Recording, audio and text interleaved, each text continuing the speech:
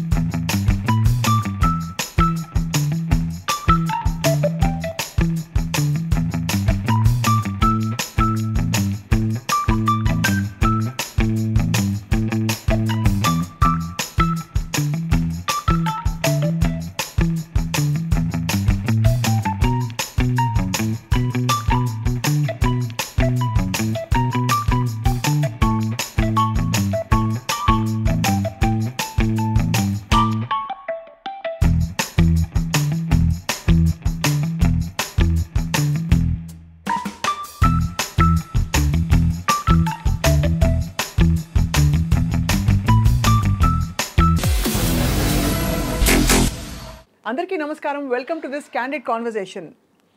ప్రత్యేక గుర్తింపున్న నటులు శ్రీ హేమసుందర్ గారు. వారు నటనకి ఎలా వచ్చారో, ఇండస్ట్రీకి ఎలా ఇంట్రడ్యూస్ అయ్యారో ఇవన్నీ జగమెరిగిన సత్యాలు. కానీ 53 ఏళ్ల జీవితం ఆయన సినిమా ఇండస్ట్రీలో చూస్తూ అగ్ర నటులతో, పెద్ద పెద్ద వాళ్లతో వాళ్ళ సావాసంలో ఆయన వ్యక్తిత్వాన్ని మలుచుకుంటూ జీవితంలో కూడా ఎన్నో ఒడిదుడుకులు చూస్తూ దూసుకొచ్చారు. ఇవాళ వారి నుంచి నేర్చుకునే ప్రయత్నం ఏంటంటే అసలు జీవితం నేర్పిన విషయాలు ఏమిటి, వృత్తిపరంగా, వ్యక్తిగత బంధాలలో. ఎందుకంటే చూడడానికి ఆయన ఒక్కసారి పలకరించగానే చాలా ఆత్మీయంగా పలకరిస్తారు. వారి సీక్రెట్ ఏంటో తెలుసుకుందాం. హేమసుందర్ గారు నమస్కారం, సాదర వందనాలు సార్. సహస్ర వందనాలు మీకు కూడా. మీరు ఓపెనింగ్లో చెప్పిన మాటలే చెప్తున్నాను. మీ అందరికీ వందనాలు. చూస్తున్న వాళ్ళకి ఏంటి తల్లి అంటే పుట్టాము, బ్రతక తప్పదు. బ్రతుకేమిటి అనేది కళ్ళు తెరిచి చూసేసరికి అటు ఇటు 20 ఏళ్ళు అలాగ వచ్చేస్తుంది. అక్కడి నుండి మనం అనుకుంటాం ఏం అవ్వాలి అని. ఏమీ నీ చేతిలో లేదు. ఏది అవ్వాలో అదే అవుతావు. అదే నిన్నే అనుకున్నాం ఆత్రి గారి పాట, అనుకున్నామని జరగవు అన్ని, అనుకోలేదని ఆగవు కొన్ని. ఏది జరిగినా మంచికని అనుకోవడమే మనిషి పని. That's what I believe. You believe like that sir? Totally I believe. ఏది మన చేతిలో లేదు. ఇది చేద్దాం అనుకుంటే అది అలాగవుతుంది, ఇంకోలా ఎలాగవుతుంది. Accept it, don't resist anything. Resistance అనేసరికి నీకు టెన్షను, అన్నిటికీ యువర్ హెల్త్ గెట్స్ డిస్టర్బ్డ్. ఇది 2 స్కూల్స్ ఆఫ్ థాట్ ఉంటాయి సార్. బహుశా మీ అనుభవం మీకు ఇది నేర్పింది. ఎందుకంటే తోచినట్టుగా అందరి రాతలు బ్రహ్మే రాస్తాడు, నచ్చినట్టుగా నీ తలరాతను నువ్వే రాయాలని ఆధునిక కవి, ఈ తరం కవి చంద్రబోస్ గారు రాశారు. రాసినా సరే అది నిజం కాదట. వాడు రాసిన దాన్ని కాదని బతికే ఉంటే వాడి గొప్పే ఉంది, అంతే కదా. తలరాత ఇది అని రాశాడంటే you can't go against it or ఇంకొక టర్న్ తీసుకోలేరు. కరెక్ట్, అవును. Either you like it either you don't like it, that's a different thing. But you have to follow that ఆ గీతని. అవును కదమ్మా, చాలా వరకు అంతే. ఆయన రాయని ఫ్యాక్ట్ ఏంటంటే వెన్ డెస్టినీ ఉంటే no one can be more wise than destiny. That's what I believe. I may think many things. నేను ఏదో జవహర్లాల్ నెహ్రూని అయిపోదాం అనుకున్నాను. ఏమిటది పిచ్చి. ఏది అవ్వాలో అది అవుతాను. అసలు ఏమవుదాం అనుకున్నారు సార్ నిజంగా అడగాలంటే? నేను ఏమీ అవుతాను అనుకోలేదమ్మా, నిజం చెప్తున్నా తల్లి. నా జీవితంలో ప్రతి మలుపు కూడా స్నేహితుల వల్లే జరిగింది. స్నేహితుల వల్లే జరిగిందా?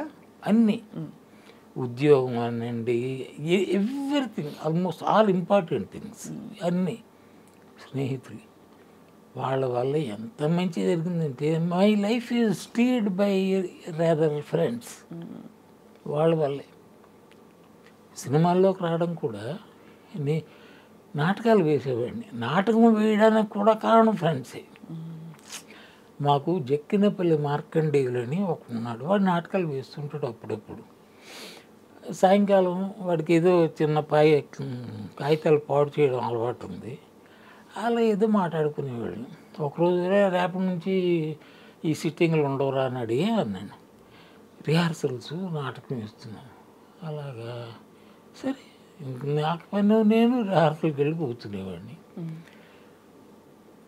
ఇంకా 3 రోజులు ఉందమ్మా ప్రదర్శన.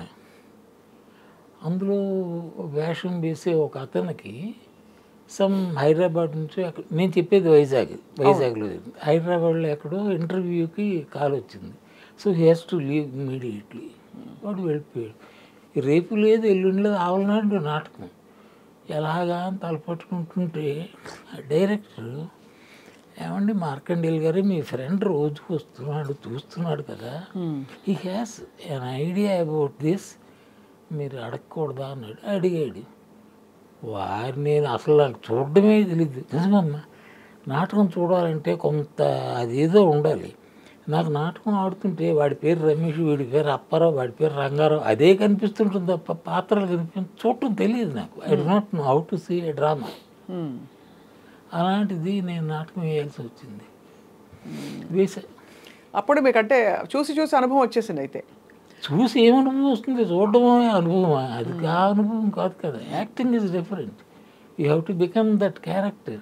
అవును, అది నేను అనుకుంటున్నాను. ఐ థింక్ దేర్ ఏదో ఆ బెంట్ ఆఫ్ ఇది ఉంది నాకు సహజంగా. ఎందుకంటే ఫస్ట్ నాటకంలో కూడా నేను హీరోకి తండ్రిని. ఎలాంటి తండ్రిని? నా భార్య 2 బిడ్డలను కంది, జమీందారు గారికి బిడ్డలు లేరు. సో ఒక బిడ్డను తీసుకెళ్ళి ఇచ్చేసా. మా ఆవిడకి కూడా తెలియదు.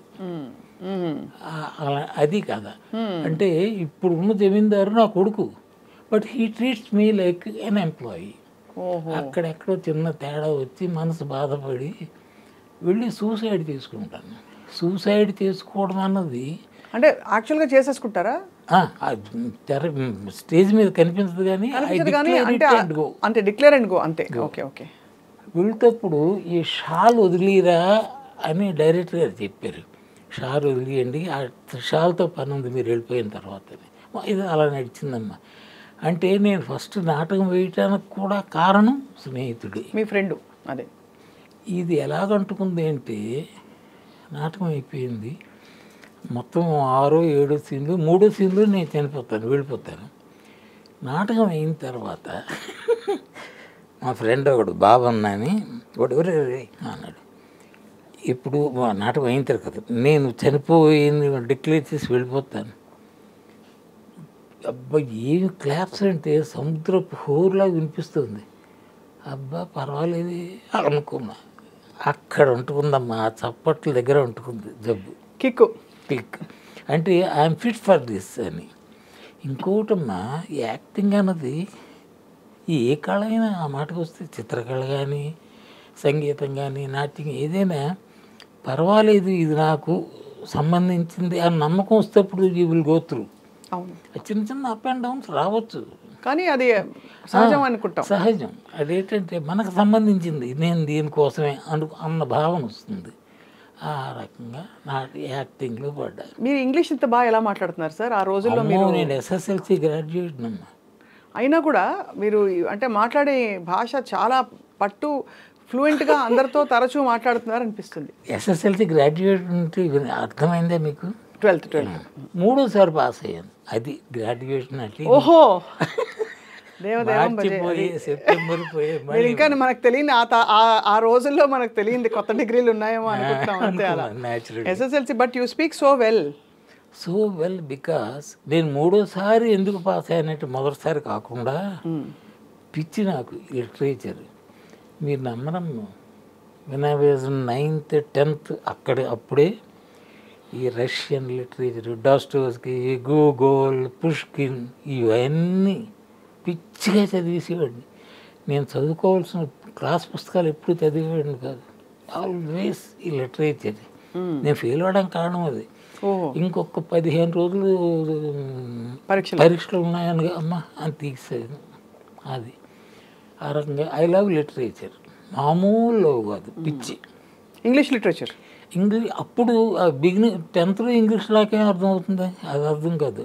ట్రాన్స్లేషన్స్ ఆ తర్వాత ఇంగ్లీష్లో కూడా ఐ లవ్ ఇంగ్లీష్.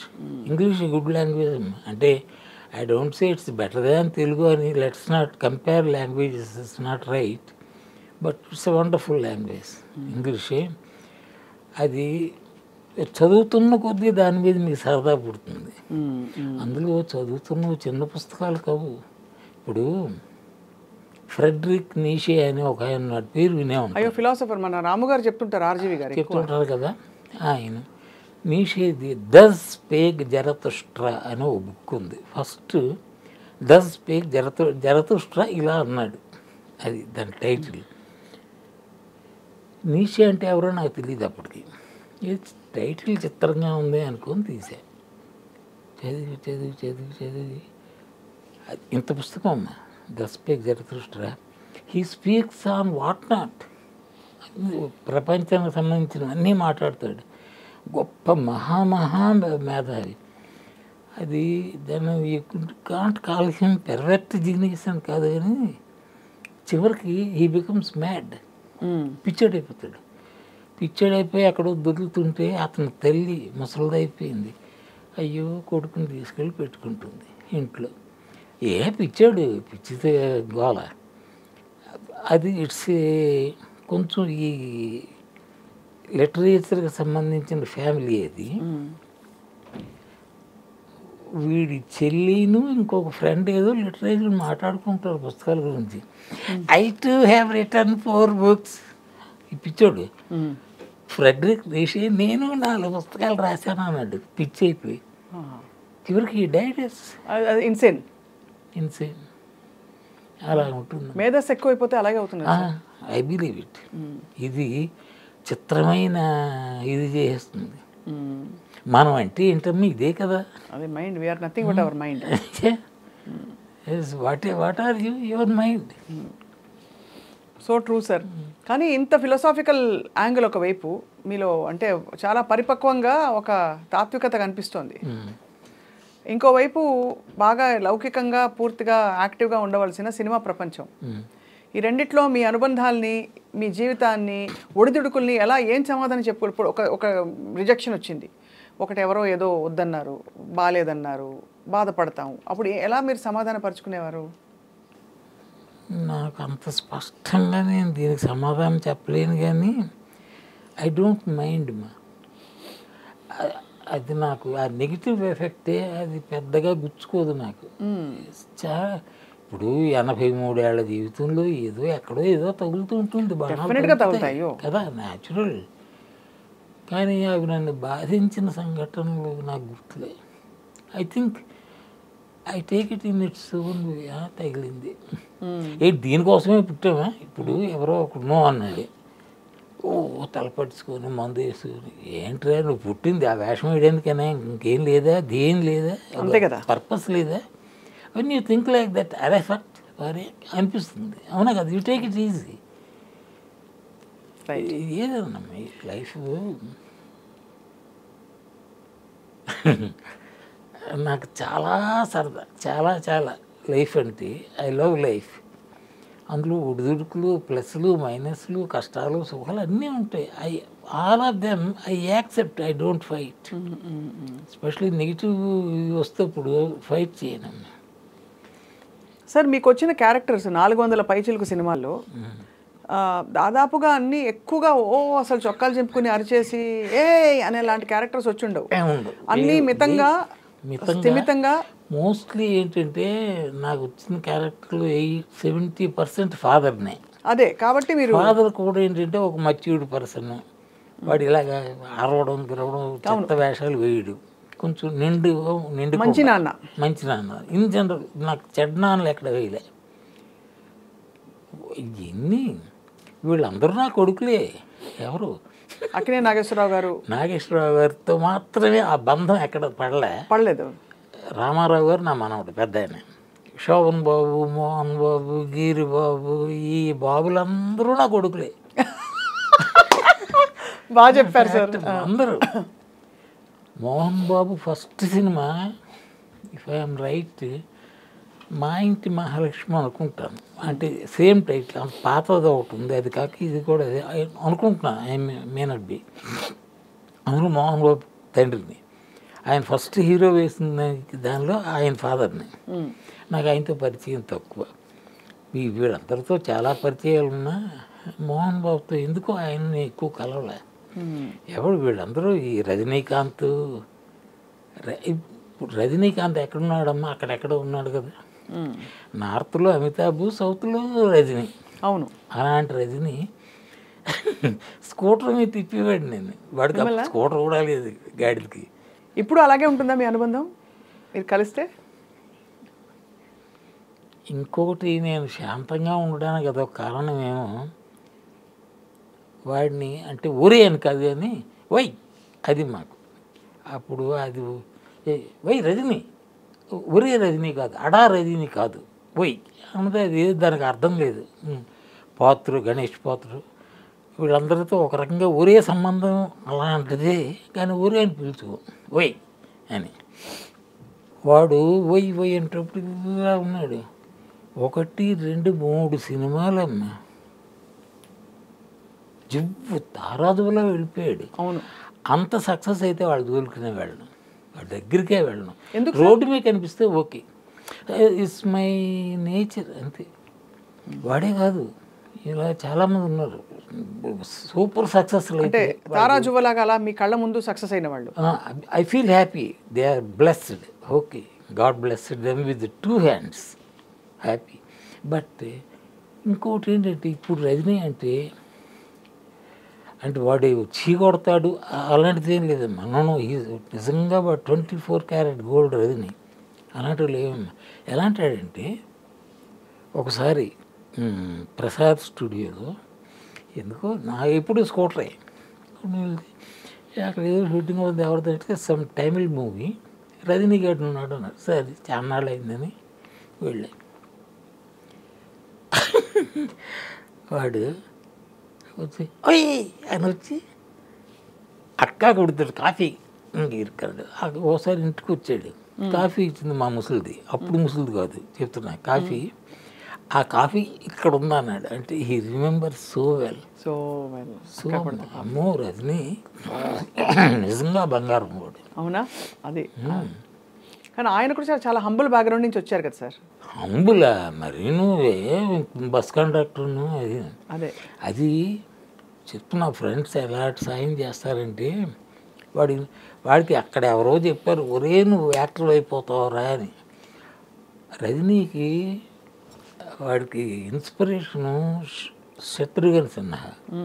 అప్పుడు శత్రుఘ్న సిన్హా ఇలాంటి వేషాలు వేసేవాడు, కొంచెం ఫాస్ట్గాను గొయ్యలు డబ్బులు అవన్నీ ఆ చిత్రాలు చేసేవాడు. అవి వీడికి పట్టాయి. అవి చేస్తుంటే నీకు ఎక్కడ కాదురా ప్లేసు, మద్రాసు వెళ్ళిపోవాలని ఫ్రెండ్స్ చెప్పారు అని ఆర్థికంగా కూడా సాయం చేశారు. వాడు ఇన్స్టిట్యూట్లో చేరాడు. చేరిన తర్వాత ఉండడానికి ఎక్కడ కదా చాలా కష్టం. అతి బీదవాడు, మామూలు వేత్తనం కాదు. చివరికి వాడితోనే చదువుకున్న విఠలని ఒక అబ్బాయి, వాడు అలా కింద దొరుకుతుండడం చూసి ఎవరే రారా మాకు కొట్టుగా ఉంది సామాను వేసుకునేది, అది ఖాళీ చేస్తాం పడుకో అన్నాడు. అలాగా అక్కడ పడుకోక నీడ దొరికింది. మ్యూజిక్ అకాడమీ అని మద్రాసులో ఉంది, దాని వెనకే వాడి ఫ్రెండ్ది విఠల్ని ఇచ్చాడు. ఆ తర్వాత విఠల్ని ఏం చేశాడంటే ఏం చేయలేదు, అంత చేశాడు రజనీ. న్యాచురల్లీ వాడి స్వభావం అది. ఇంకోటమ్మా, అంటే to speak about Rajini or people like Rajini, వాడు వెరీ ఫాస్ట్ అన్నిట్లోనే. ఆ బియ్యదక్కిన్లో ఎంత ఫాస్ట్, రిచ్ అయిన తర్వాత దానికి డబల్ ఫాస్ట్. ఒకసారి ఒక కెమెరామెన్ అనుకుంటాను మద్రాస్ ఎయిర్పోర్ట్లో మీదని ఏదో మాట వచ్చింది. కెమెరామెన్ ఎందుకో చేయి చేసుకున్నాడు. వీడు ఫటీని కొట్టి దానికి పెద్ద గ్లాసు, ఆ గ్లాస్ పగిలిపోయింది. ఆ గ్లాస్ లేకపోతే కింద పడిపోయాడు. అలాంటి మహా ఉద్రేకం ఎక్కువ, టక్కని రియాక్ట్. ఒకసారి తమ రెడ్డి గారు, కేసీ రెడ్డి ఎవరో, ఆయన తెలుసు నాకు డైరెక్ట్గా, ఊరే అక్కడికి వెళ్ళాలరా అన్నట్టు స్కూటర్ మీద తీసుకెళ్ళాను. లోపలికి వచ్చి ఆ బాయ్ ఎవరో ఏమనంటే నా డైరెక్ట్ మీట్ పండితుగా ఉందా అని ఏదో అన్నాడు. మరి ఒకరండి ఇది కొంచెం రిట్రీట్ చేసినట్టు మాట్లాడాడు. వీడి కోపిష్టం ఉన్నాడు, పడేయాలని కొట్టాడు అన్నాడు. ఆ శబ్దం విని డైరెక్ట్గా వచ్చారు. ఎన్నారు అది ఏదన్నట్టు లోపలికి తీసుకెళ్ళి అది అయిపోయింది. వస్తాడు చెప్పిన ఊరి ఏంట్రా అది, వాడెంత, వాడి బతుకెంత అట్టని చేసుకున్నావు, నువ్వు సక్సెస్ అయ్యావంటుంది బాయ్గా. సార్ నా బాయ్ అంటాడు, అది వాడి స్థానం, నువ్వు అలా రియాక్ట్ అవ్వకూడదు. ఏం చేస్తావు, వాడిది అది చాలా. అంటే అలాంటి వాళ్ళు అందరూ రజనీలు అయిపోతారని అన్నాం. బట్ వాడికి ఆ లక్షణాలు ఉన్నాయి. ఎప్పుడు చిన్న చూపు చూడడం మా పక్కన చెప్పానా, ఇంత పెద్ద స్టార్ అయిన తర్వాత కూడా లోపలికి వెళ్ళి ఎన్నడా మై అని లైట్ బాయ్ని భుజం మీద చేసుకొని వెళ్ళిపోతారు. అస్సలు అహంభావం అది లేదు. ప్లస్ వాడి కొంచెం ఈ చింతన, ఇది వేదాంతం, ఆ గోళ అప్పుడు ఉందని నాకు తెలియదు. నేను వాడితో తిరిగితేప్పుడు ఈ టచ్ ఉందని నాకు తెలియదు. ఆ తర్వాత కొంచెం ఎక్కువే ఉంది వాడికి. He believes in God and all. హిమాలయస్కి వెళ్ళిపోయాడు కదా. అవునవును, బాబాజీ, మహావతార్ బాబాజీని అవన్నీ విన్నాను. కానీ నాకు బాబాజీని కలిసావా అని అడగడానికన్నా నేను వాడి దగ్గరికి వెళ్ళా. ఆయన కలిశాడో లేదో తెలియదు. కలిశాడా, భ్రమించాడా బాబాజీ అనుకుని, ఎనీథింగ్ ఈజ్ పాసిబుల్. అక్కడికి వెళ్ళేసరికి అట్మాస్ఫియర్ వేరమ్మా. నాకు కూడా. మీకు కూడా ఉందా సార్ ఇంట్రెస్ట్, స్పిరిచువల్ ఇంట్రెస్ట్ ఉందా? అలా చచ్చే అంత. I want to die not here somewhere. హిమాలయస్లో కైలాష్ పర్వతం ఉంది కదా, కైలాస పర్వత సానువుల్లో చావాలి. దట్స్ నా విషయం. సంభవ ఆ కోరిక అంత బలంగా ఉంటప్పుడు జరుగుతుందంటారు, జరగవచ్చు. అమ్మ, నాన్న, కొడుకు, బిడ్డలు, మనవలు, నథింగ్. చిన్న సంచి బుధాన్ని వేసుకొని వెళ్ళిపోయి. ఇంత జీవితం తృప్తిగా ఉందా సార్? జీవితం most satisfactory, no complaint to make. నాకు జీవితం మీద కంప్లైంట్ చేయాల్సింది ఒక్కటి కూడా లేదు. నా అర్హత, నేను దేనికి అర్హుడును అది వచ్చింది అనుకుంటున్నాను. ఇంకంతకంటే ఏం కావాలి? I did never dream of becoming an Ambani. అదేం కాదు కదా, మామూలు జీవితమే. కానీ అంబానీగా కాకపోయినా సార్ మీరు అనుకున్న స్థాయిలో సంపాదించారా మీ కుటుంబ నేపథ్యంతో పోలిస్తే? లేదమ్మా, లేదు. సంపాదన విషయంలో నేను సీరియస్గా తీసుకోలేదు, కానీ నా సంపాదన లేకపోవడాన్ని సంపాదించలేదు. అంటే రెమ్యునరేషన్స్ బాగా ఇవ్వరా సార్ ఇండస్ట్రీలో ఇలాంటి సపోర్టింగ్ రోల్స్కి? ఉందమ్మా, లేదని చెప్పలేను. కానీ నేను వెరీ సక్సెస్ఫుల్ సపోర్టింగ్ యాక్టర్ని కాదు. సపోర్టింగ్ యాక్టర్లో star of their own right కొంతమంది ఉన్నారు. నేను ఆ జాతికి చెందడం. పోనీ హ్యామ్ సుందర్ ఖాళీగా ఉన్నట్టు రుచి అన్నట్టుగానే అయింది తప్ప ఇది హ్యామ్ సుందరే వెయ్యాలి అన్న అక్కడికి వెళ్ళలేదు. సో మరి మీ వేతనాలు అవి మీరే డిసైడ్ చేసుకునేవారా, వాళ్ళు చెప్పేవాళ్ళ? ఇవన్నీ లైఫ్ స్కిల్స్ కదా. జీవితంలో మనకు ఒక అర్హత ఉంది, మనం ఇంత అడగచ్చు, డిమాండ్ చేయొచ్చు అనే భావన ప్రతి ప్రొఫెషన్లో ఉంటుంది. అలా మీ ప్రొఫెషన్లో మీరు అది తెలుసుకున్నారా? మీ గురించి, మీ వర్త్ ఎంత, వాల్యూ ఎంత? నాకు నా లక్షణాల్లో ఇంకోటి ఏంటంటే, ఎంత అని అడగను ఎప్పుడు. డేట్స్ ఏమిటి, వేషం ఏమిటి, అంతే తప్ప ఎంత ఇస్తావు బేరమాట, అబ్బే అంత కాబట్టి చేయను. ఇంతవరకు డబ్బులు అన్న ఆస్పెక్ట్ వల్ల తిరస్కరించిన వేషం లేదు. కొంతమంది ఇవ్వలేకపోవచ్చు. ఆ రోజుల్లో 15,000 20,000 ఇవ్వడం అంటే గొప్ప మాట. ఇట్స్ ఇన్ 70s కదా. అంత ఇచ్చేవారు సార్? 15,000 నేను తీసుకున్న పెద్ద రెమ్యూనరేషన్ ఎస్పి భయంకర్ అని మన జగపతి రాజేంద్ర ప్రసాద్ గారి జగపతి బ్యానర్, కృష్ణరాజు గారు నాగేశ్వరరావు హీరోలు, అందులో మెయిన్ విలన్ని. అందులో నాగేశ్వరరావుని చంపేస్తాను అనుకుంటాను.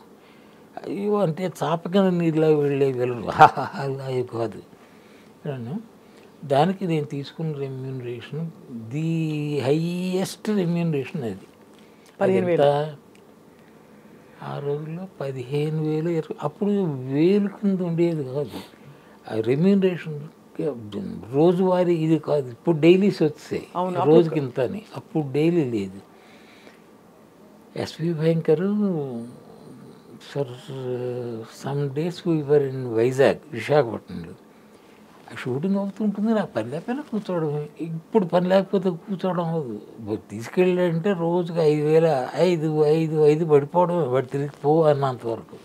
అప్పుడు అది కాదు రెమ్యూనరేషన్, కన్సాలిడేటెడ్ ఇంత, రోల్కి ఇంత, అంతే రోజులకి ఇంత. హ్యాపీ అమ్మ. అప్పుడు రోజులు అవి, ఇప్పుడు రోజులు ఇవి, అంతే కదా. అంతే కదా సార్. అలా రజనీకాంత్ గారితో మీకున్న అనుబంధం రామారావు గారితో, నాగేశ్వరరావు గారితో అనుబంధం అప్పుడు రజనీకాంత్ ఎలా వచ్చిందంటే వాడు ఒక రకంగా అలా ఉండేవాడు. ఎన్నడా రజనీ అన్న దీనిలో ఉండేవాడు. వీళ్ళని వెళ్ళేసరికి పెద్ద హీరోలు నాగేశ్వరరావు కానీ రామారావు గారు కానీ. అయితే రామారావు గారు నాగేశ్వరరావు గారు అదొక, నేను ఇండస్ట్రీలోకి రావడానికి కారణం నాగేశ్వరరావు గారేనే. అవును, నిలబడ్డానికి కారణం అంటే ఇంక వెళ్ళిపోదాం దండం పెట్టి ఇండస్ట్రీకి, దీని ధర ఎక్కడ కనిపించట్లేదు అనుకున్న రోజుల్లో ఆయన ఇచ్చిన చేయూతే దాంతో చిన్న ధైర్యం వచ్చింది, పర్వాలేదని. నేను మొట్టమొదటి కెమెరా ముందు నిలబడింది ఆయన వల్లే. అవును, ఆ రకంగా I'm so grateful to Akkineni Nageswara Rao garu. అబ్బబ్బా, ఆయన ఒకడమ్మా ఏదో ఆయన హెల్ప్ చేయడం చాలా తక్కువ అంటారు. అలాంటిది మరి ఎందుకు నాకు అంటే నేను యాక్టర్ని చూడగానే నాలో నట లక్షణాలు ఏవైనా కనిపించి ఉంటాయి అనుకుంటున్నాను. లేకపోతే ఎందుకు చేయాలి ఆయన? అవును, ఈ నోవే ఐఎమ్ కనెక్టెడ్ టు హిమ్. మామూలు ఆయన హోటల్ సవేరాలో దిగేవాడు. ఎక్కడ మద్రాసులో.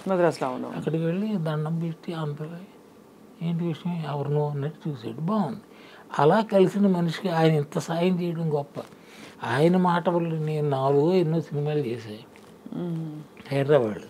ఆ తర్వాత ఆయనే అన్నారు, నీకు Hyderabad is not right place, ఇక్కడ నా సినిమాలు తప్ప ఉండవు. అవును, go to Madras, industry is there అన్నాడు. సో దాంతో అప్పుడు కొత్తగా పెళ్ళయింది నాకు. పెళ్ళని సంకనేసుకు వెళ్ళిపోయి. అరేంజ్డ్ మ్యారేజేనా సార్? అరేంజ్. అయ్యో అంతే యోగం అమ్మా. అదే అంటున్నాను కదా, పెద్ద ఆలోచించు నేనేదో చేస్తాను అనుకోకు.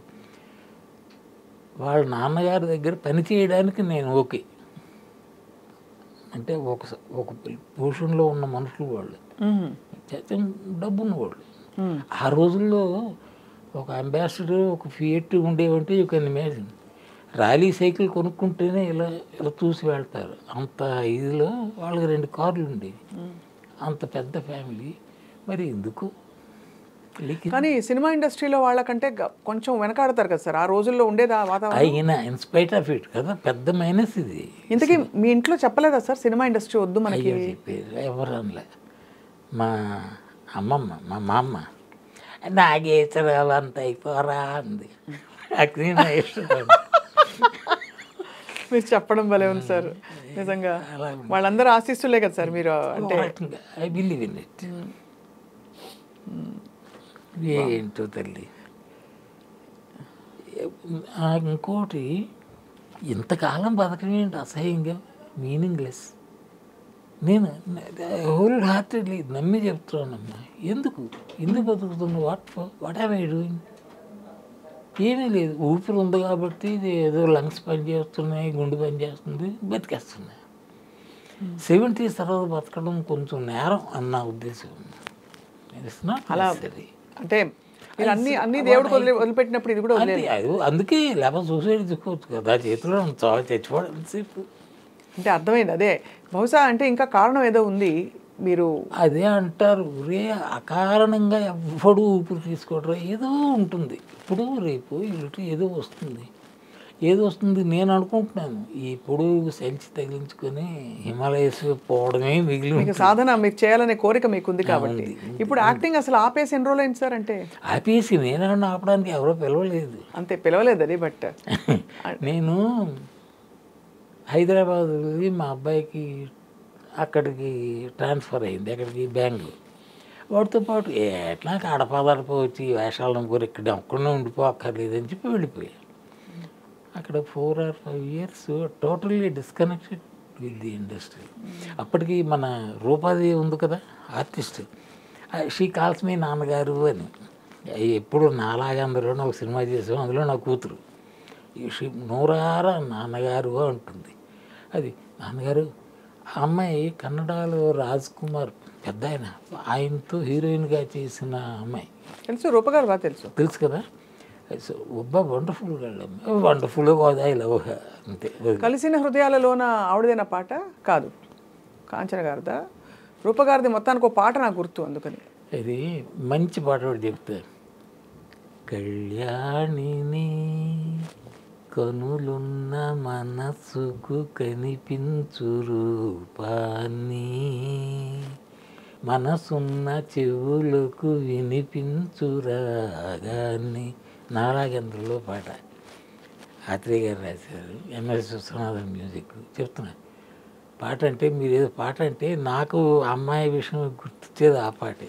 మీకు సంగీతంలో కూడా ప్రవేశం ఉన్నట్టుంది మీకు. అబ్బో సరిగా మనకు కూడా రావు, హ్యాపీ రాదా? అవే. కానీ మీరు ఆత్రేయ గారితో మరి స్నేహం కవిగా ఆయన అదే మనసు గురించి ఏం తెలుసుకున్నారని. అది ఎలాగంటే ఈ పాటలు నాలాగా ఎందరో ఆ సినిమాకి అసిస్టెంట్ డైరెక్టర్ని, అసిస్టెంట్ రైటర్ని, యాక్టర్ని అన్నిట్లో నేను ఉండేవాడిని. పాట రాయాలి. ఆత్రేయ గారు కవర్ పెట్టారు. ఆ ముసలాయనతో నేను పడలేను, మీరు వెళ్ళండి అన్నాడు ఈరంక శర్మ గారు డైరెక్టర్. సరే నేను వెళ్ళాను, ప్యాడు పేపర్లు పెన్ను పట్టుకుని. ఆ రకంగా ఆయన పరిచయం అన్నా. హీ లవ్స్ మీ అనలేను కానీ he likes me so much Atreya garu. ఎందుకో ఒకరిని చూస్తే లైక్ చేయాలనిపిస్తుంది, ఒకరిని చూస్తే చేయాలనిపిస్తుంది అనుకుంటాను. పెద్ద కారణం ఏం లేదు. ఎంత దగ్గర అయ్యామంటే ఒకసారి అప్పుడే కొత్తగా ల్యాండ్ లైన్ వచ్చింది. ఫోన్స్ ల్యాండ్ లైన్ రావడం అంటే మీరు 2-3 ఏళ్ళు వెయిట్ చేయాల్సి వచ్చింది. అవునవును, ఒక టైంలో అలాగే విన్నాము. ట్రింగ్ ట్రింగ్ మంత్ సినిమా. హ్యామ్ సుందర్ గురుగారు ఏంటి బిజీయా, ఏం చేస్తున్నారు? బిజీయా ఏం లేదు సార్, చెప్పండి ఏంటి. ఒక స్క్రిప్ట్ చేద్దామన్నారు. మహాభాగ్యం. అయ్యో ఓకే సార్, ఏం చేయాలి నేను? ఏం లేదు, కొంచెం తొందరగా ఈవినింగ్ ఫోన్ చేసేసి చేయండి. ఎప్పుడు వెళ్తారు అన్నది we can't say, that depends. Okay అనుకున్నాను. మా ఆవిడకి చెప్పాను, ఇచ్చాము 6-6:30కి నా డిన్నర్ అయిపోయేది. స్కూటర్ మీద ఆత్రేయ గారి ఇంటికి వెళ్ళిపోయాడు. అక్కడ ఆయన ఎందుకు నన్ను పిలిచాడు అంటే, ఆయన పాట చెప్తుంటప్పుడు నా రియాక్షన్స్ దాన్ని బట్టి ఓహో వీడికి ఏదో కొంచెం ఒక టేస్ట్ ఏదో ఉన్నట్టుందా ఒక నమ్మకం వచ్చింది. లేకపోతే ఆయనకి ఎంతమంది లేరు రాసేవాళ్ళే అంటే కదా. ఆ రకంగా పిలిచారు. దేవుడు నాస్తికుడయ్యాడు అని ఒక టైటిల్తో రాయికి ఏడ్పిస్తాడు అంటారు కదా. 6 daysలో ఫుల్ స్క్రిప్ట్ రెడీ అమ్మా. అది ఏంటి ఫుల్ రోజంతా కూర్చోవడం కాదు. నేను సాయంకాలం వెళ్ళేవాడిని, ఒకసారి రాత్రి 1 గంట కూడా అయ్యేది, ఇంటికి వచ్చేవాడిని. అలాగా 6 times we short, full script ready. అది అప్పటికి శంకరాభరణం వచ్చింది.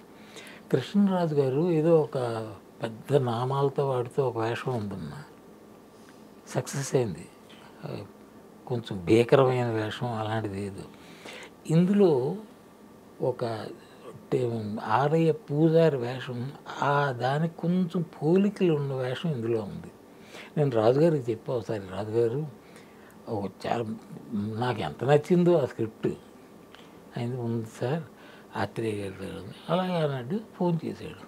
చేస్తే ఆత్రేయ గారు అయ్యో ఒక 10 రోజుల క్రితం ఇప్పుడు మన బాలచంద్ర గారు తీసుకున్నారు, 25,000 అడ్వాన్స్ పంపించేసి ఇదే స్క్రిప్ట్ ఉందట అది ఇవ్వండి అన్నాడు. బాలచంద్ర అడిగితే ఎవరినో అంటారు, బంగారం కదా, ఇచ్చాడు అంతే.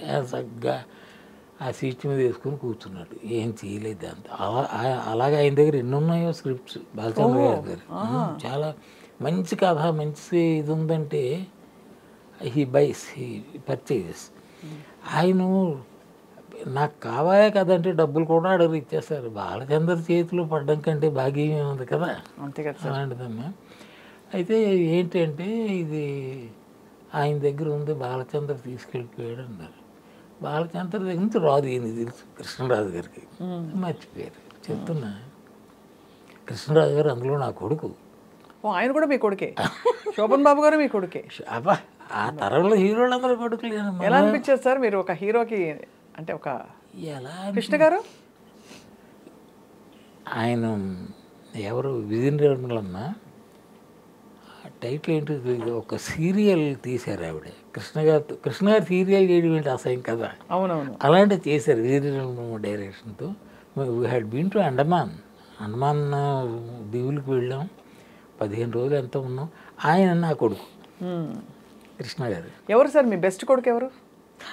అంటే మీకు బాగా మంచి ఆత్మీయత అనుబంధం కుదిరిన కొడుకు, ఆఫ్ రికార్డ్, ఆఫ్ సెట్స్ చెప్పడం కష్టం.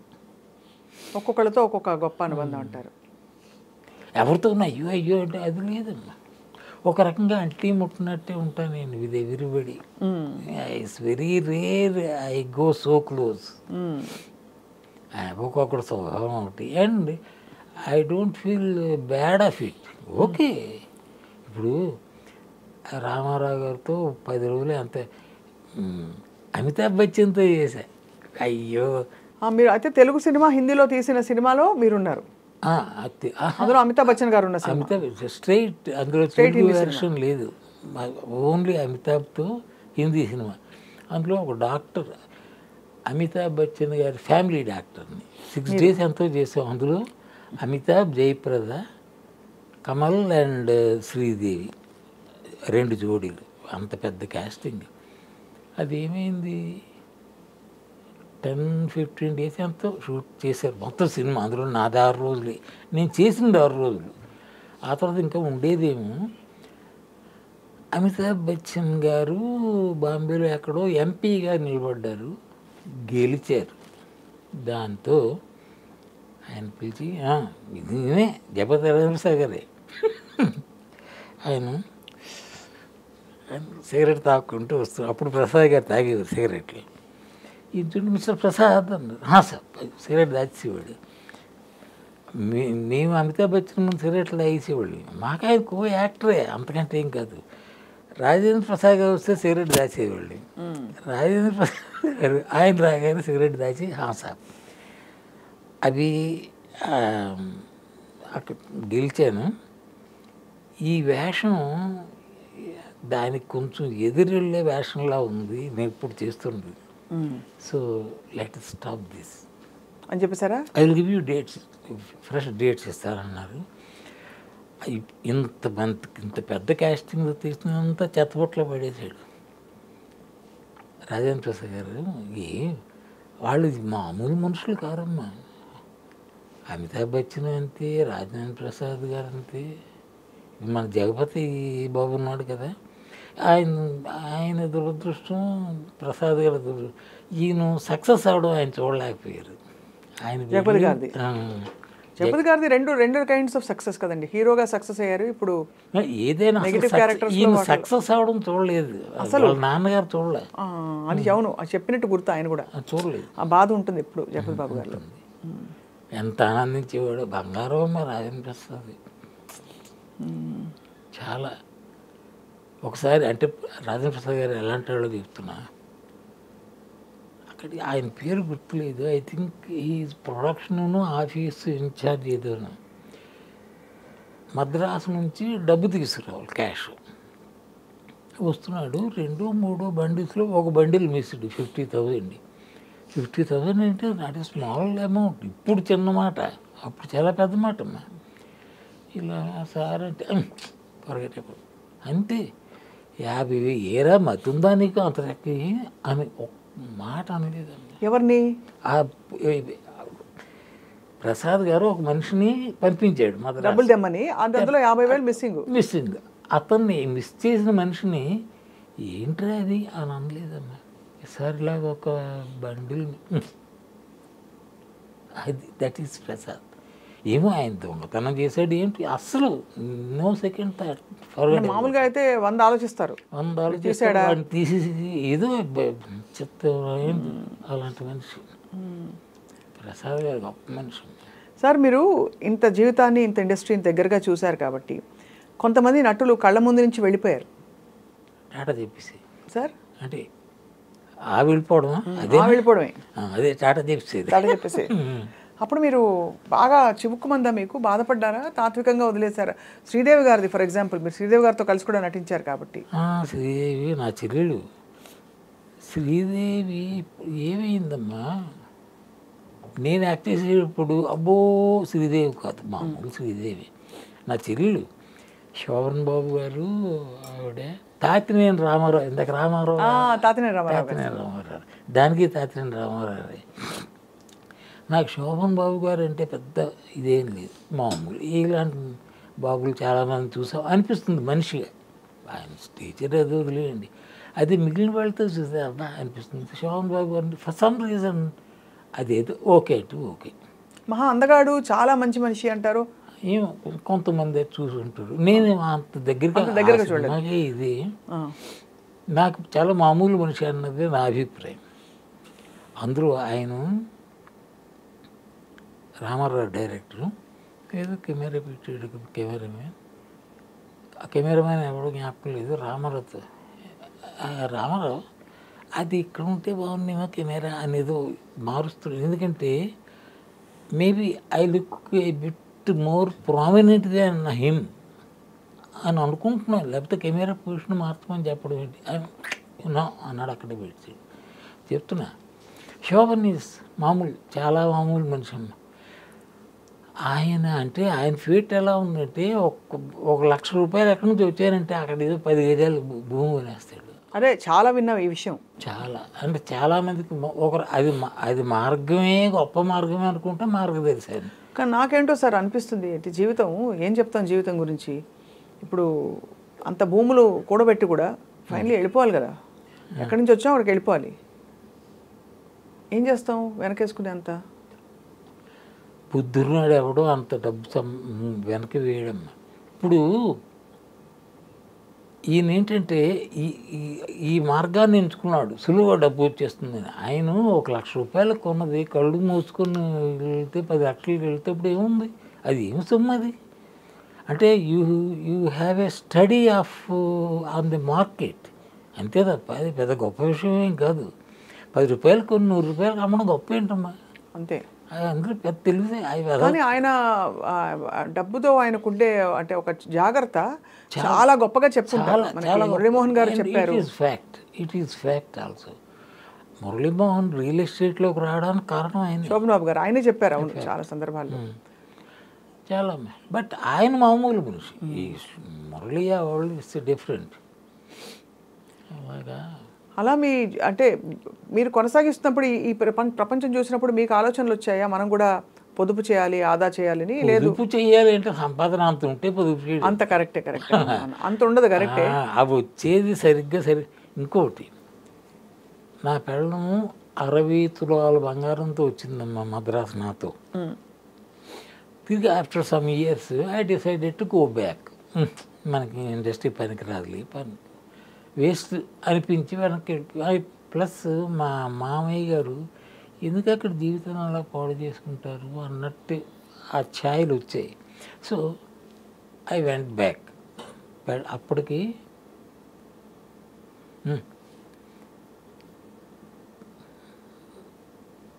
పిల్లలు ఉన్నారు, 2 పిల్లలు ఉన్నారు. పిల్లల్ని కూడా తీసుకొని వైజాగ్ వెళ్ళిపోయాం. తిరిగి నల్లపూసలతో వచ్చింది నాతో. ఈ 60 తులాల బంగారం ఏమైందంటే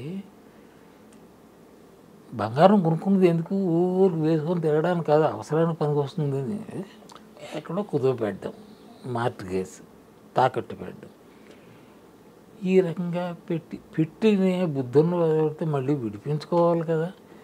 పోతే విడిపించుకునేటంత ఎక్సెస్ డబ్బు రాలేదేమో, ఏదో కారణం మొత్తానికి ఆల్ దట్ 60,000 dollars గాన్. బాధపడ్డారా మీరు? అంటే ఏదో ఉంటుంది, ఎగిరి ఎంత సంతోషించాల్సిన విషయం కాదు కానీ అవునులే, ఎవరికో ఇంటి కోసమే కదా అనుకోవడం ఒక విధానం. అయ్యో తను తెచ్చుకున్న బంగారం వెళ్ళిపోలేదే అని ఒక బాధ. గొప్ప ఏంటంటే నా పెళ్ళం గొప్ప, అది నాతో ఎంత దెబ్బలాడచ్చు కదా, వదిలేసి వెళ్ళిపోతారని బెదిరించినా తప్పు లేదు. అలాంటిది ఇవన్నీ భరించింది. అయ్యో భార్య సహకారం లేకపోతే ఒక్కటమమ్మ సినిమా ఇండస్ట్రీలో మాత్రం బతకలేడు. ఎందుకంటే టైమింగ్స్ పిచ్చి పిచ్చిగా ఉంటాయి, రోజుల తరబడి వెళ్ళిపోతారు, చుట్టూ అమ్మాయిలు, మంచి అందమైన స్త్రీలు అన్నీ కదా. మిమ్మల్ని ఎప్పుడైనా పొసెసివ్గా ఫీల్ అయ్యారా మేడం? ఏదో ఉండే ఉంటుంది ఆ రోజుల్లో. అంటే ఇంకోటి ఏంటంటే నాకు ఈ స్త్రీ చెప్పడం లేదు, తక్కువ ఉంటుంది. లేకపోవడం ఏంటి, నేనే ఎవడో శ్రీరామచంద్రుడిని ఏం కాదు, ఏకపత్ని కాదేం కాదు, కానీ అది పెద్ద బాధ పెట్టే అంత లేదు. నన్ను భరించింది అంతకాలం. ఇన్ని తులాలు బంగారం పోయినా మళ్ళీ తిరిగి నల్లపూసలతో వస్తున్నా కూడా ఏంటి అని అడగల. I'm blessed with that. చాలా గొప్ప విషయం సార్, గొప్ప విషయం, నో డౌట్. చూస్తున్నాం కదా, చిన్న తేడా వస్తే ఓ కుక్కలా కాట్లాడేసుకుంటుంటారు మూడు పేళ్ళలో. ఐ హ్యావ్ సీన్, చూశాను. సో మీరు పిల్లల్ని పెంచేటప్పుడు వాళ్ళకి ఏం చెప్పించారు? మీ జీవితం మీరు చూసిన దాన్ని బట్టి ఫలాంది అవ్వాలి, అవ్వకూడదు, డాక్టర్ అవ్వు, ఇంజనీర్ అవ్వు, టీచర్ అవ్వు, ఎవడో పిల్లలకి అలా చెప్పరమ్మా, చెప్పకూడదు. లేవు వాళ్ళని ఏదో పుట్టించాలి అని పుట్టించావా, కష్టపడేది ఏం లేదు, ఎందుకో పుట్టించారు. నీకేంటి తిండి పెట్టు, గొడ్డెవ్వు, అది మిగిలింది వాళ్ళ బతుకు. You can't dictate their life. But as a parent sir మీకు ఉంటుంది కదా కన్సర్న్, నేను చేసిన మంచి పనులు వాళ్ళు చేయాలి, నేను చేసిన తప్పులు వాళ్ళు చేయకూడదు. అబ్బాయి నేను అంత సీన్ ఆలోచించలేదు. వాళ్ళని బడికి పంపించడమే అంతే, అది జీతం కట్టడం. ఇద్దరు సినిమా ఇండస్ట్రీ వైపు మొగ్గు చూపించలేదా? ఇప్పుడు నా కూతురు అంటే నేను చదువులో మొద్దును, కానీ వాళ్ళు తెలివైన వాళ్ళమ్మా. అది MCA ఏదో ఉందో ఒకటి, అది చేసింది. అందులో ఏవో క్లాసులు ఉండదు, first class, second class, third class, అది అయితే మొత్తానికి బాగా పాస్ అయింది. పాస్ అయ్యి ఏం చేసింది,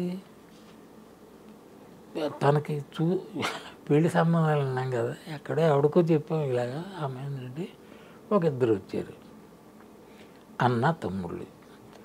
అన్నగారు పిల్లని చూడడానికి వచ్చాడు, చూశాడు, వేస్తానుకున్నాం. 3 నెలలు పెళ్ళి అయిపోయిందన్న, అయిపోయింది. ఓకే, కట్నం ఎంతో ఏవో 1 లక్షలే.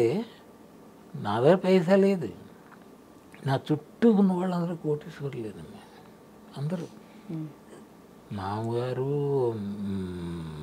బావలు, అటు ఇటుగా every one is very rich. So వాళ్ళ సహకారంతో పెళ్ళైపోయింది. వీడు నా కొడుకు BCA చేశాడు. ఆ తర్వాత ఇక్కడ ఏదో బిజినెస్ స్కూల్ ఏదో ఉంది, ఇక్కడ ఏది ఇండియన్ బిజినెస్ స్కూల్ ఏదో ఒకటి, ISB Indian school of business. అందులో చేర్చుదామని నాకు సరదా, ఏదో అప్పో కింద ఏదో చేసి ఎవడ తల కుట్టుదాము, తనో చేసి చదివిద్దాన్ని. ఈ సైడ్ నో, లేదు డాడీ నేను ఉద్యోగం చేస్తూ చదువుకుంటాను అన్నాడు. వాడు BCA.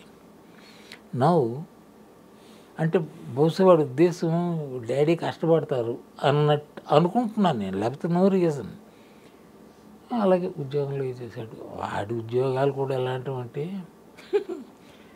లైఫ్ ఎలా ఉంటుంది వీడమ్మా. BCA అయిపోయింది, 3,000 రూపాయల జీతానికి చేరాడు. మేము పెంట్ హౌస్లో ఉండేవాళ్ళం, కిందనే ఒక కంపెనీ ఉంది, ఆ కంపెనీలో అయింది. ఏదో చేశాడు, అలా చేశాడు, ఏదో అన్ని పెద్ద కంపెనీస్, మల్టీనేషనల్ లాంటివి. ఇప్పుడు రిలయన్స్లో he some assistant vice president ఏదో సంథింగ్ ఒక పొజిషన్లో ఉన్నాడు. పొజిషన్ అంటే ఇప్పుడు బాగా చెప్తున్నా, ఇదో అనాయాసాయన మరణం అని ఇది ఉంది కదా, అనాయాసైన మరణం వినా దైన్యేన జీవనం దేహాంతే తవ సాన్నిధ్యం దేహిమే పరమేశ్వరుడు అని ఈ మధ్య చదివా యూట్యూబ్లో. అబ్బబ్బా ఎంత బాగా చెప్పాడు ఎవరో తెలియదు. దేహాంతే తవ సాన్నిధ్యం చాలా పెద్ద ఆశ, అది అక్కర్లేదు కానీ నేను మొత్తం 3 చెప్పాడు ఆయన. ఇలా ఇలా ఇలా అది నాకు పరమేశ్వరుడు. ఆ 3ోది వదిలేసి నాకు ఆ 2 చాలులే. ఆఖరి రోజులు శాంతంగా సుఖంగా వెళ్ళిపోవాలి, అది వెళ్తుంది నాకు. I'm so happy. నిజంగా కనుబొమ్మలు ఉన్నాయి, ముందు ముడిపడతాయి కానీ కనుబొమ్మలు ముడివేయాల్సిన అవసరం లేదు, అంత హ్యాపీగా దొరుకుతుంది. ఎందుకంటే సంపాదించి పెట్టాలి, ఎవరికి అది ఏ బాధ లేదు, సంపాదించి పడేస్తున్నాడు. ఏం కావలిస్తే అడగడం మరుక్షణం ఉంటుంది అక్కడ. మా అబ్బాయి నేను మందు కొడుతుంటాను, అది రన్ను. ఒకసారి బయటకు వెళ్తున్నాను, ఏంటి డాడీ అక్కడికి వెళ్తున్నాడు మందు కన్నా. నేను స్కూటర్ మీద వెళ్ళి నా బాటిల్ తెచ్చి కూర్చున్నాను. 2 నిమిషాలు మళ్ళీ వీడు వచ్చాడు, వాడు వెనక ఓడాడు పట్టుకుని. దానిలో నేను తాగేది 10-12 బాటిల్స్. నువ్వు రోజు అంటే అయిపోయిన తర్వాత బాటిల్ వెళ్ళడం ఏంటి చెప్తున్నా. అంటే బ్యాడ్ హ్యాబిట్ని సపోర్ట్ చేస్తున్నాడు అనుకుంటే అది వేరు. ఇంక నన్ను సపోర్ట్ చేయడం నువ్వు అనడం 80 ఏళ్ళ తర్వాత నాకు ఎవడ ఏం చెప్తాడమ్మా ఇది చెయ్యని కదా, అది వాడు కూడా చెప్పడు అని చెప్తున్నా. 12 బాటిల్స్ అలా పడి ఉన్నాయి. నాకు బాటిల్ 6 days వస్తుంది అంటే 60 days అక్కడ రెడీ ఉన్నాడు. 12 ఏళ్ళు 72 3 నెలలు అటు ఇటు. అంటే ఇండస్ట్రీలో ఉండబట్టి అలవాటైందా సార్ మీకు ఆ వాతావరణంలో, లేక బాధలో వచ్చిందా, సంతోషంగా బాధగా ఆడుతుండే బాబే. నేను ఇప్పుడు బాధపడినమ్మా, అస్సలు బాధపడి బుడ్లు ఎత్తారంటారు, అది ఒక రకం సైకాలజీ ఉంటుంది. నాకు బాధల వల్ల అది లేదు. అప్పుడప్పుడు ఫ్రెండ్స్ వారానికి ఒకసారి 10 రోజులకి ఒకసారి ఉండేది. నా కొడుకు పుట్టిన తర్వాత రెగ్యులర్ అయింది. ఓహో, అంతవరకు అప్పుడు కొడుకు పుట్టిన తర్వాత అంటే ఒక 40 years తర్వాత నా ఏజ్ అప్పుడు రెగ్యులర్ అయింది. మేడం సార్, మీ శ్రీమతి గారు మిమ్మల్ని మీ జీవితం చూసి ఏం చెప్పారు మీకు లైఫ్ లాంగ్? ఇప్పుడు ఎక్కడున్నారు? నాతో ఉంది, దాన్ని టాటా చెప్పి వచ్చాను. ఓహో, ఇక్కడ హైదరాబాద్లో స్థిరపడిపోయారు అందరూ. ఇప్పుడు ఈ స్థిరం అన్న మాటకి అర్థం లేదు అది, బట్ స్థిరపడిపోయినట్టు లెక్క. ఇప్పుడు మేము అద్దెకే ఉంటున్నాం. నాకు ఎంఐజీలు ఉన్నాయి కదా చిత్రపురి కాలనీలో, ఎంఐజీ, ఎల్ఐజీ, హెచ్ఐజీ అని 3 ఉన్నాయి. అవును, అందులో ఎంఐజీలో నాకు నా పేరున ఉంది ఒక ఫ్లాట్. అది ఎలా వచ్చింది, అది రావడం కూడా చూసాము. అంటే లైఫ్లో ఏదో పెద్ద ప్లాన్లు చేయకండి, బుద్ధిహీనత ప్లాన్ చేయడం వద్దు, జరుగుతుంది. చిత్రపురి అని ఏదో పెట్టారని, దీనికి ఏదో పెట్టుకుంటే చీప్గా వస్తాయని చెప్పి ఏదో చెప్తే నేను మెంబర్షిప్ తీసుకున్నా. 200-500 మెంబర్షిప్ నేను తీసుకున్నా. అంటే కరెక్ట్గా 2000లో అమ్మ, 2000. ఇప్పుడు 2024 కదా, 2024 ఇప్పుడు 2000 దీనిలో కట్టాను. ఆ తర్వాత వచ్చారు అన్నారు. వాడి నంబర్లు కూడా వాడిచ్చింది, మీకు ఇదో ఈ ఫ్లాట్ అని పూర్తి కట్టేసి it's registered on my name, అది నా పేరు ఉంది. అంటే బేసిక్గా మీరు హైదరాబాద్లో స్థిరపడ్డారా?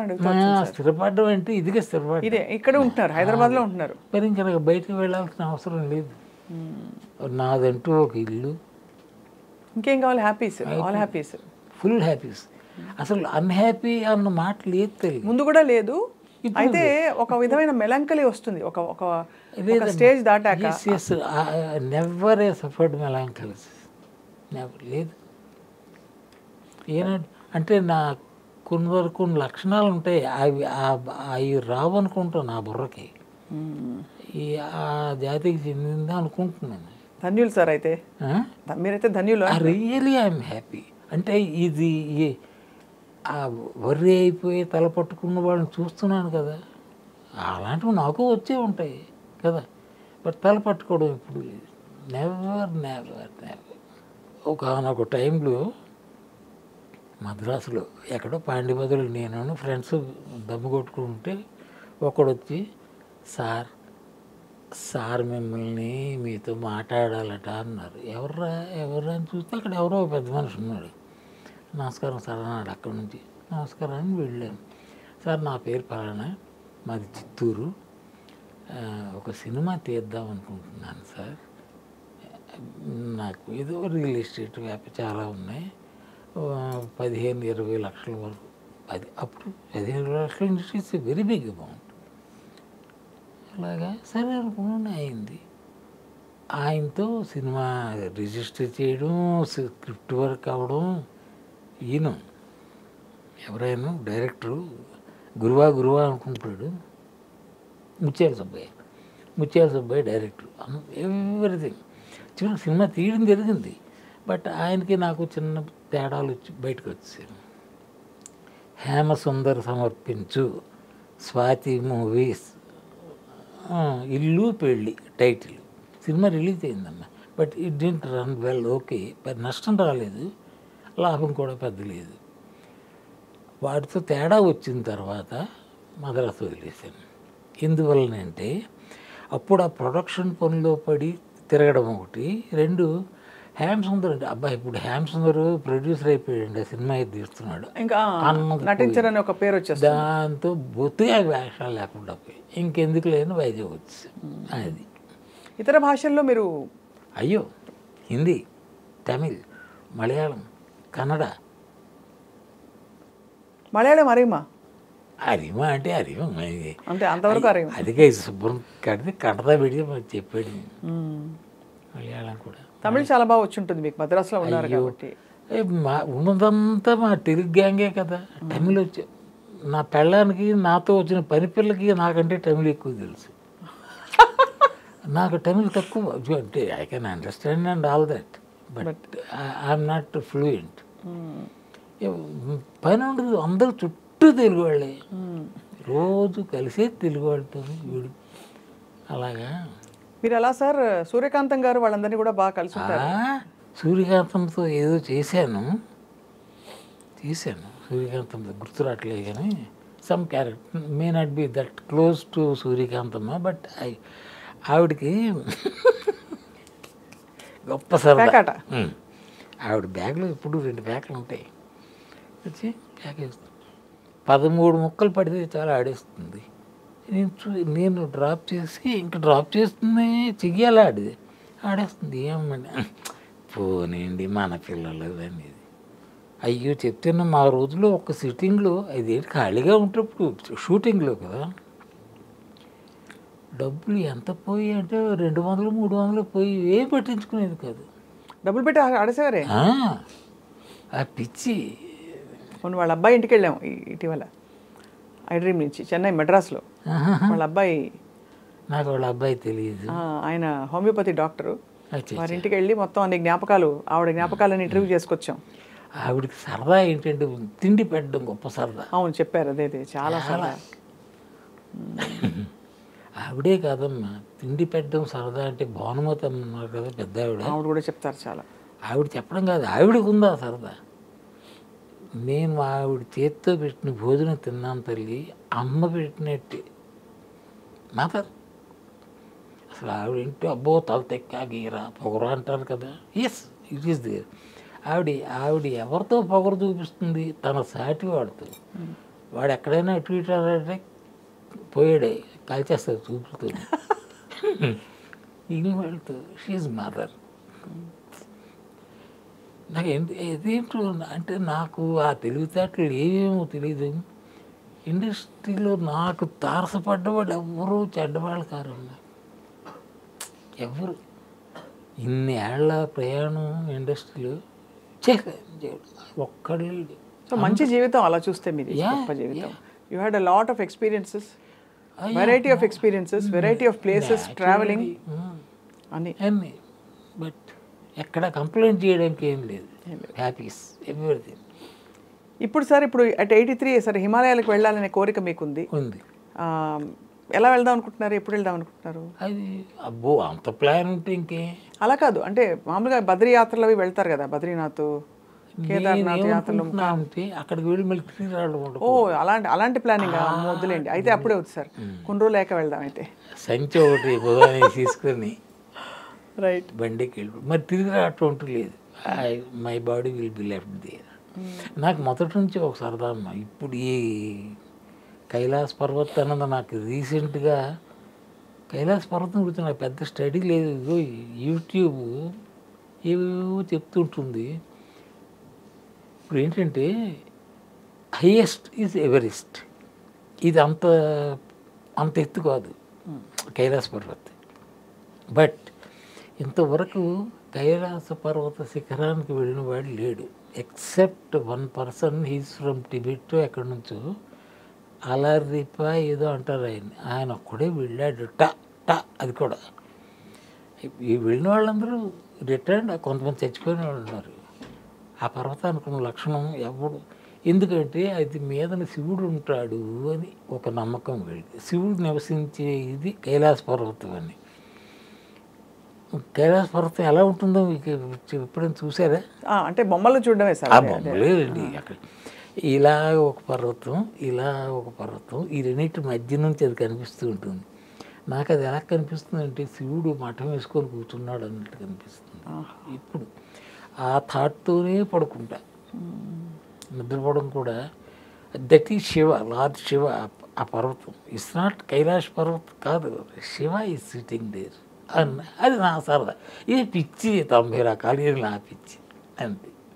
Thank you sir for your wonderful అంటే షేరింగ్.